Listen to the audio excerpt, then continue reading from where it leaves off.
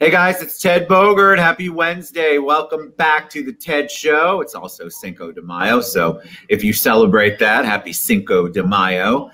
I'm super excited always to spend time with my friend, the one and only Dr. Professor, Dr. Michael B. Timmons. We're here to talk about all things aquaculture, aquaponics. Mike's got some great updates for you today.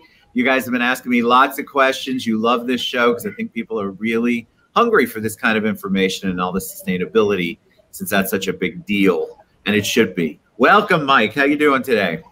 Good morning, Ted. It is a good day for a great day. It's great. It's a great day. Great. All right, just tell them a little bit about your background so that they know, and then let's take a deep dive into the nutrition and the amazing impact that what we're doing is going to have and is already having. Well, first, thank you, Ted, for allowing me to take 20 minutes of your time and the audience's time. I really appreciate it. I enjoy every minute of it. I'd love to talk about this because I actually am a farmer. I'm a farmer from Ohio. I grew up on a hog and dairy farm near Columbus, Ohio, where I went to Ohio State University, and the Ohio State University. The Ohio State, don't forget. Before it was the Ohio State University. There's another story about that. They can watch an earlier TED show. I think this is our 5th one. So number 5, lucky 5. It's kind of like a series, you know. You might want to watch them all, you know, because earlier shows I tried to explain what hydroponics is, growing vegetables without ground, soilless culture, and then I talked about recirculating aquaculture, growing fish using no water, right? Remember, yes. I said, I raise fish with no water. You did. Then, of course, the spawns,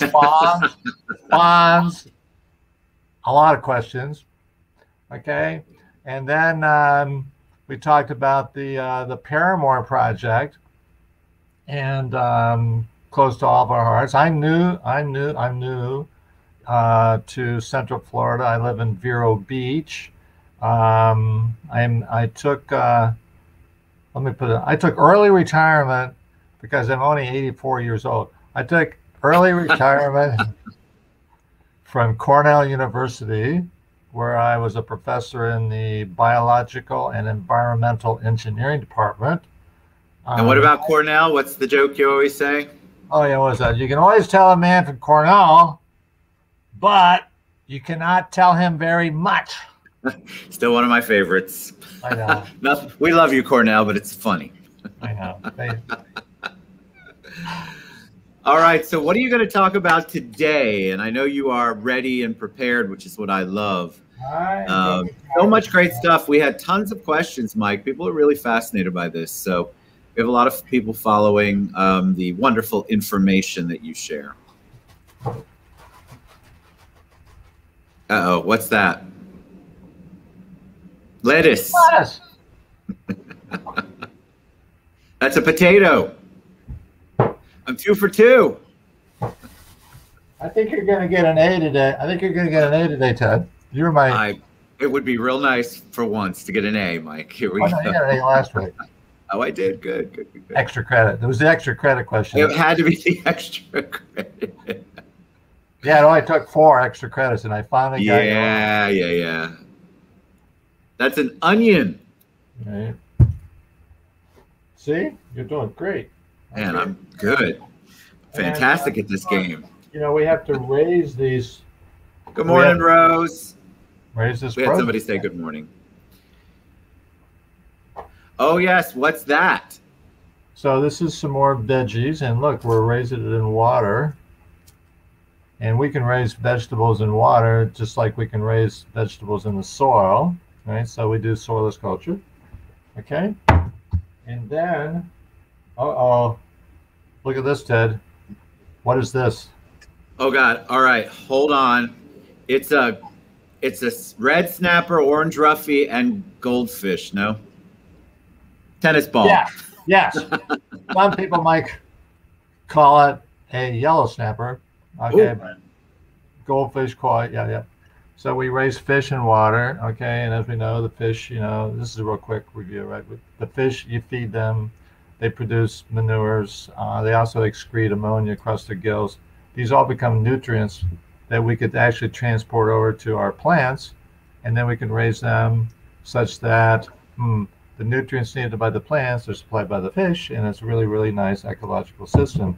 The key point of that, and what's relevant to us today, is you've heard this saying, Ted, you are what you eat. Yes. So we might want to think about eating things that are good for us. And how do we ensure that? Well, if we control what our fish eat, that means what they do not assimilate into their bodies as flesh, which we can then eat. See, look. Really good, right? Please don't choke on that, Mike. I can't do the Heimlich through the internet. Okay, I get choked up. I get so excited. So I was very comfortable eating that fish. I could even eat it raw. I did, I guess, came out of the water. Because Rose says she's a jalapeno. Well, actually, that dish is called Bogart sashimi. But I was comfortable putting it into my body because I controlled what that fish consumed, what that fish ate. So the fish are what they eat. So you have to control what they eat. Okay. Now, this is a really key point. In the ocean, what are they eating? Things that we control what they eat, or they just go around like scavengers and predators and eat all kinds of things. And so then our predator fish become somewhat contaminated with mercury, for example. And I actually ran into a lady. She'd been eating tuna from the ocean for a long, long time. And then we were sitting discussing this in her living room, and the lights all went out, and she glowed in the dark.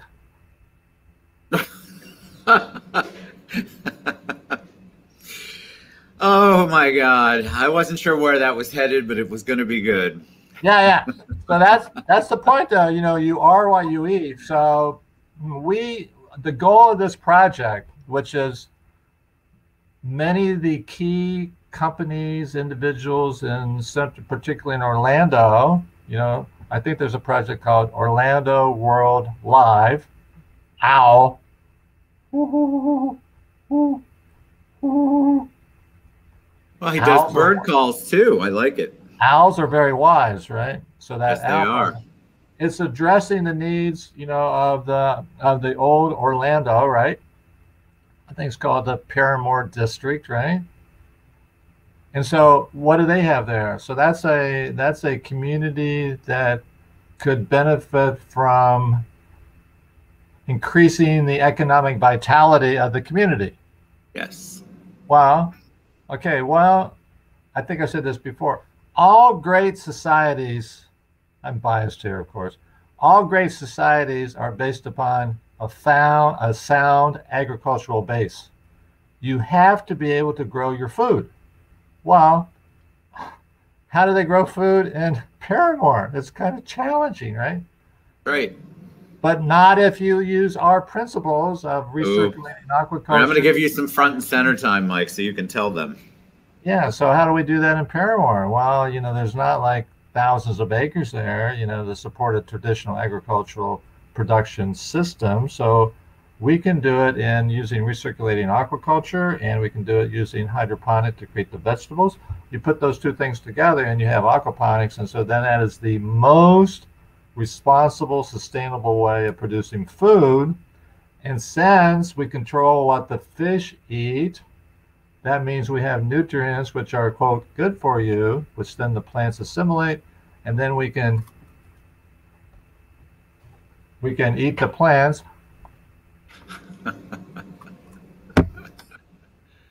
And when the lights go off at night, we're not going to glow. Well, tell me about the impact, because honestly, it's the results that you get when you bring things into a community like that. Tell us, because it's really important. It's so important because this is something that will actually help revitalize, might be the wrong word, but certainly help get past that food desert problem that's in Paramore. But it does so much more. This isn't just about food, right? No, it's actually it's really not about food at all. Really, it's about how to create a community. You know, how to create a family, right? You know, I had 3 other brothers, 2 bigger brothers and 1 little brother, and you know what? They all kind of beat me up once in a while, you know, and they would take my stuff, but they always kind of brought it back, you know, and then they would help me when I needed help because we were a family. Right. We help each other. And some of us were good at that, and some of us were good at that, and sometimes one of us had a broken leg, you know. Sometimes some of us, you know, had the flu, and we would help each other. And our mom and our dad and my grandpa, you know, they would all help each other. That's a community. That's what we're trying to do in Paramore. Create a community where someone who has, we can take advantage of everyone's abilities and skills. Well, so Ted, believe it or not, you have different skills than I have, right? Like I have skills. That's so nice. One of your skills is understanding and relating to other people and helping them get excited about the potential of the project. And one of my challenges is trying not to be so shy, you know, come out of my shell. Wow, you really need to work on that, Professor Timmons. You are helping me do that. I'm so pleased. Okay. So in the Paramore project, everybody has to eat. Yes. Well, what could be better than if we produce the food in Paramore that then we eat? Because then we know it's good for us. Yes. Okay? It's produced locally, so there's very little carbon footprint. And the really nice part is, like, everybody, okay, I'm an engineer, right? So, I mean, what do I know about all this, right? But a very funny engineer, by the way. Well, in my engineering view of the world, it was like everybody wants to contribute. You know, when the Pilgrims came over here or whatever, right? And then the deal was, well, if you want to eat, you got to work, right? You got to contribute. Well, I can't do much. Well, you can pound corn. You can go catch fish and put the fish in the soil like the native residents taught us to do. Okay, you can do something to contribute to the community. So in our aquaponic operation, we need every level of individual contributing. That it could be a handicapped person, it could be a challenged person, it could be a Downs person, it could be a genius like you, Ted. I don't know what Ted. Is there a Ted behind me? Oh yeah, that other your twin brother. Got to be a twin somewhere. God help us all if there's a twin of me somewhere. But every level of ability and every talent can be captured and employed to become part of the community. Now, I have some other exciting news. I love teaching, right? I mean, I'm passionate about working with my students. So this Paramore project is kind of a companionship effort between my farm down here in Vero Beach and the Paramore community, because I can harvest vegetables if you run out up there, just in case, right? Just in case. You never know. I can go into my greenhouse, pick them, put them in a refrigeration truck, I do them right up there, and boom, you are eating right away, right?